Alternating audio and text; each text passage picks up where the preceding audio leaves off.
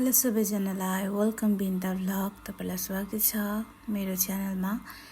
अनि आज चाहिँ कुकिङ भिडियो छ अनि यो चाहिँ मेरो डेली बिहानको रुटिन हो। अनि तपाईलाई पनि देखाउँछु, तपाईहरुसँग पनि शेयर गर्छु भनेर म चाहिँ यो भिडियो बनाउँदै छु। अनि म चाहिँ बिहानको लागि खाने कुराहरु रेडी गर्दै छु। अनि म चाहिँ अहिले लसुनहरु केलाउँदै छु दाललाई झान्नको लागि। मेरो चाहिँ नङ छैन, त्यही भएर कारणले गर्दा म चाहिँ चक्कुले सानो चक्कुले यो केलाउने गर्छु। अब चाहिँ म लसुन कुट्ने तर्फमा जाने छु किनकि झान्न ढिला भइसक्यो दाल झार्नको लागि। मैले टक टक टक टक कुटी पनि सके। अनि मैले तेल हाले कुकरमा। तेल चाहिँ हामी तातो गरम गर्न छोड्दिन्छौँ र म त्यतिखेरसम्म चाहिँ दाल रेडी गर्दैछु। तेल तातो भइसकेपछि चाहिँ अब झान्ने कुराहरु म एड गर्दैछु। मैले चाहिँ प्याजहरु एड गरे र अहिले म चलाउँदै पनि छु ताकि प्याज नडुलोस् भनेर। अनि प्याज चाहिँ अलिकति अलि रातो भइसकेपछि चाहिँ मैले लसुन एड गरे। यही हो, हामी चाहिँ सिम्पल खान्छौँ, त्यस्तै धेरै मसलादार चाहिँ खाँदैनौँ। अनि म चाहिँ अहिले फ्रिजबाट चिसो पानी निकालेर हाम्रो घरको बाबुलाई म दिदैछु ताकि हाम्रो चाहिँ खेतमा खेतालो छ, उहाँहरुको लागि पनि मैले खानाहरु चाहिँ मैले रेडी गर्नुपर्ने हुन्छ र अब हाम्रै लागि पनि हामीले रेडी गर्नुपर्ने हुन्छ। प्याज र लसुन चाहिँ पाकिसकेपछि मैले त्यसमा दाल हाले। दाल हालेपछि अब मैले पानी एड गर्छु। हामीलाई कति पानी चाहिन्छ भनिकन चाहिँ हामी पानी एड गर्दैछु। मैले चाहिँ अब दालमा हाल्नुपर्ने कुराहरु चाहिँ पानी हालिसकेपछि अब मैले बेसा र नुन मात्रै हाल्छु दालमा, अरु मैले केही पनि हाल्दिन। तपाईहरुले पनि देख्न सक्नुहुनेछ स्वादअनुसारको नुन हामी हाल्छौं। हामी त्यति धेरै चर्को पनि खाँदैनौं किनकि मेरो यहाँ सासु मम्मीलाई चाहिँ प्रेसर छ, त्यही कारणले गर्दाखेरि चाहिँ। अनि मैले चाहिँ दाल चाहिँ सानो कुकरमा बसाल्दिएको छु र अब हामी चाहिँ खाना मसला रेडी गर्दैछौं। यो चाहिँ खाना चाहिँ कि मैले केलाइसकेको छु, यहाँ चाहिँ ढुङ्गाहरु छ, त्यही भएर कारणले गर्दा चाहिँ छानेर मैले चाहिँ अब पखाल्न तर्खरमा लाग्दै छु।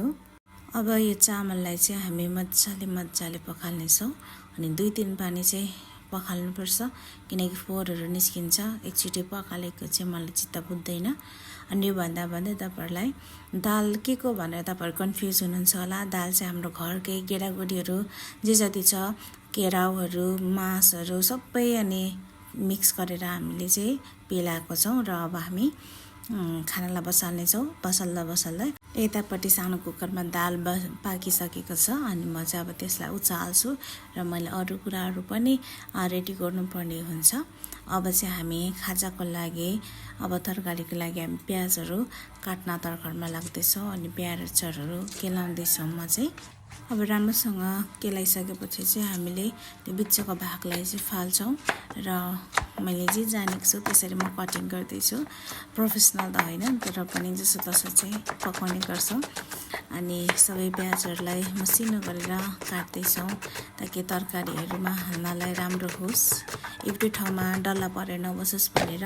अनि म चाहिँ त्यसलाई पिस गरेर पनि फुटाउँछु ताकि पकाउँदाखेरि तेलमा हाल्दाखेरि चाहिँ मज्जाले हुन्छ। र यो चाहिँ मैले खेतालोलाई खाजाको लागि चाहिँ गेडागुडी यहाँ चाहिँ चना मटरहरु छ र आलु चाहिँ बोइल गरेको अब यसलाई म केलाउँदै छु। आलु चाहिँ तातो भएको कारणले गर्दा चाहिँ म सानो पानी खोलेर यसको बोक्राहरु केलाउने गर्छु। तपाईहरुले नि कस्तो गर्नुहुन्छ साथीहरु कमेन्ट गर्नु होला। म चाहिँ यसरी नै गर्छु ताकि मज्जाले पनि सफा पनि हुन्छ र आफुलाई तातो पनि हुँदैन। म चाहिँ यसरी गर्छु। अनि यो अब तरकारी बनाउनु पर्ने हुन्छ मैले चाहिँ। अनि हाम्रो घरको बाबुहरुले पनि स्कुलमा खाजा लाने गेडागुडीको तरकारी र सुक्खा रोटी लाने आन्टी भन्दै हुनुहुन्थ्यो र म उहाँहरुको लागि र खेतालोहरुको लागि पनि म यो तरकारीहरु बनाउँदै छु। अब आलुहरु केलाएर पनि सक्न आँटिसके मैले चाहिँ अब छिटो गर्दै छु किनकि अब खेतालोहरुलाई खाजा दिने समय पनि हुन थालिसक्यो है। अब भोका पनि हुन्छ अनि त्यही कारणले गर्दाखेरि चाहिँ म अब कामहरु छिटो गर्नुपर्ने हुन्छ र बाबुहरु स्कुल जानुहुन्छ। त्यही कारणले गर्दाखेरि पनि मैले सबै कामहरु गर्नुपर्ने समयमा भ्याउनु पर्ने हुन्छ। अनि मैले चाहिँ तरकारीको लागि कराईलाई तातो गरिसके र तेल पनि हालिसके। तेल तातो भइसकेपछि चाहिँ म यसमा खुर्सानी हाल्छु। यो खुर्सानी चाहिँ अचारको लागि हो। अनि अचारको लागि चाहिँ मैले यो निकाल्छु र एउटा दुईटा चाहिँ म तरकारीको लागि नै म छोडिदिन्छु। अचार पिस्नका लागि चाहिँ मैले सुकेको खुर्सानीलाई भुटेर निकालेको छु ताकि मिठो हुन्छ र पिस्न नि सजिलो हुन्छ। र त्यसमा मैले प्याज पनि राखिसकेको छु। अब हामी प्याजलाई एकछिन पाक्न दिनेछौँ र रातो रातो गरेर पाकिसकेपछि चाहिँ अब हामी यसमा गेडागुडीहरूलाई राख्नेछौँ। गेडागुडीहरू पनि मजाले चलाउँदै जानेछौँ ताकि तरकारी नटासियोस् भनेर मैले चाहिँ यहाँ लसुन र अदुवाको पेस्टलाई पनि राखिसकेँ। र अब मैले स्वादअनुसारको नुन बेसारलाई राख्छौँ। हामी चाहिँ नुन एकैचोटि धेरै हाल्दैनौँ, पछि लागेन भने चाहिँ थप्ने गर्छौँ हामी चाहिँ। अब मजाले चलाउनु पर्छ सबै ठाउँमा त्यो मरमसला र मिक्स होस् भनेर र एकछिन हामी ढाक्छौँ पनि। फेरि पनि हामी तरकारीलाई चलाउँछौँ र अब हामी त्यसमा टमाटर एड गर्छौँ। टमाटरलाई हामी एकछिन गल्न दिनेछौँ किनकि रातो छ तर गलिसकेको छ, तर पनि हामी एकछिन गल्न दिनेछौँ र त्यतिखेरसम्म अब बल्ल हामी चाहिँ मरमसला हामी हाल्छौँ। अनि कुटेर राखेको जिरा धनियाँको धुलोलाई हामी राख्छौँ र बजारकै एउटा मसलालाई हामीले राखेर हामी चलाइसक्यौँ। र अब हामी चाहिँ आलुलाई हामी हाल्छौँ। आलु चाहिँ मैले थिचेर यसरी रेडी गरेर राखिसकेको थिएँ। अब हामी मजाले अब बेसार नुनहरू त्यो आलुमा मिक्स होस् भनेर हामी मजाले चलाउँदै जान्छौँ। चलाइसकेपछि चाहिँ हामी यसमा अनि चाहिने मात्रामा हामी पानी हाल्छौँ झोल बनाउनको लागि। यत्तिकै बाक्लो त खान सकिँदैन नि त यसरी, त्यही कारणले गर्दाखेरि चाहिँ यो आलु र गेडागुडी तरकारी भनेकै झोलहरू खाने हो नि त। अनि झोल चाहिँ स्वास्थ्यको लागि पनि राम्रो हो र हामीले चाहिँ सुक्खा रोटीसँग खानको लागि मैले यो तरकारी बनाउँदैछु नि त। त्यही भएर कारणले गर्दा चाहिँ झोल त अवश्य नै चाहियो साथीहरू। र झोल भइसकेपछि चाहिँ भातसँग नै खानु मिल्यो, चिउरा भुँदा एनिथिङ जेसँग पनि खानु मिल्यो। अब चाहिँ मैले चाहिने मात्रामा सबै अब झोलहरू हालिसकेपछि चाहिँ मैले छोप्न छोडेँ र एकपट्टि अब मैले चाहिँ रोटी बनाउनको लागि चाहिँ अघि मैले डो तयार गरिसकेको थिएँ, त्यसलाई चाहिँ म मजाले अझ मालिस गर्दैछु ताकि हाम्रो रोटी राम्रो होस् भनेर। मलाई रोटी बनाउँदा त्यति मजाले त आउँदैन, तर के गर्नु साथीहरू, आफूमा आइपरेपछि चाहिँ हामीले जे पनि गर्न सिक्नु पर्दो रहेछ। यो रोटी चाहिँ मैले भुइँमै बनाउँदैछु। भुइँ चाहिँ एकदम सफा छ, तपाईँहरूले अघि पनि मैले चेक गरिसकेँ, हेर्न सक्नुहुन्छ। मजाले माड्नुपर्छ है ताकि रोटी चाहिँ असल होस्, राम्रो होस् भनेर। अनि मलाई चाहिँ त्यति मजाले राम्रोसँग त बनाउनु आउँदैन साथीहरू, पछि देखेर चाहिँ नाच्नु होला। मैले जे जानेको छु त्यही गर्दैछु।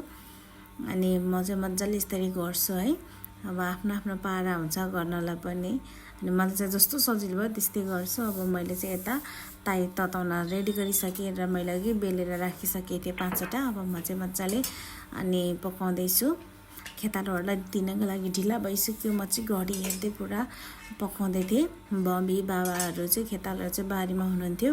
रोटी पाकिसकेपछि चाहिँ मैले लानुपर्ने हुन्छ खेतमा ताकि दिनको लागि। र म चाहिँ खेतबाट आइसकेपछि चाहिँ यो म साग पकाउँदैछु। अनि सागको लागि म तेल हालिसक्यो, यतापट्टि दाल पनि रेडी भइसक्यो। बाक्लो भएर म चाहिँ पानी थपेर पनि पुरा रेडी भइसक्यो। अब तेल गरम गर्न छोड्दैछु। यो चाहिँ मैले अचारको लागि टमाटरलाई मैले यसरी तेलमा पकाउने गर्छु। अनि छिट्टो पाक्छ यसरी गऱ्यो भने चाहिँ है, एकैछिनमा पाक्छ, हेर्न सक्नुहुन्छ। अनि म चाहिँ यसलाई निकाल्छु यो अचारको लागि चाहिँ। अनि यही कराईमा चाहिँ म फेरि पनि अलिकति मात्र तेल हालेर साग बनाउने गर्छु। सागमा चाहिँ अनि ज्वानो र मेथीलाई मैले फुराएँ र मैले साग पकाउँदैछु। यो चाहिँ तोरीको साग हो, मिठो हुन्छ। अहिले सिजन छैन नि त, तर पनि यो बिना सिजनको चाहिँ मिठो हुन्छ। त्यही त मेरो सासु आमालाई पनि अलिकति सन्चो छैन, अनि त्यही भएर मैले थोरै तेलमा अनि साग बनाउने गरेको छु। अब हामी यसमा स्वादअनुसारको अलिकति नुन मात्र एड गर्छौँ, अनि ताकि नत्र भए चर्को हुन्छ। मेरो मम्मीलाई अघि मैले भने प्रेसर हाई छ, झन् चर्को खान सक्नुहुन्न, त्यही भएर म चाहिँ थोरै हाल्छु। लागेन भने चाहिँ पछि थप्छु हामी चाहिँ।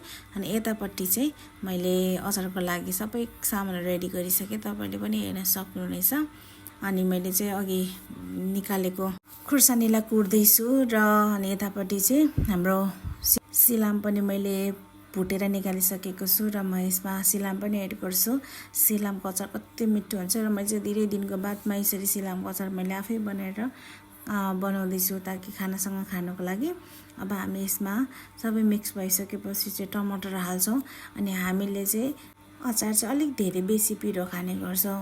हामी तरकारीमा चाहिँ एउटा पनि खुर्सानी हाल्दैनौँ। मम्मीले चाहिँ फिटिक पिरो खानु हुँदैन अनि हामीले चाहिँ अलिकति पिरो खानेहरूलाई चाहिँ मैले यसरी अचार बनाउने गर्छु ताकि अब आफूले आफ्नो स्वाद अनुसारको जति पनि खान सकिन्छ।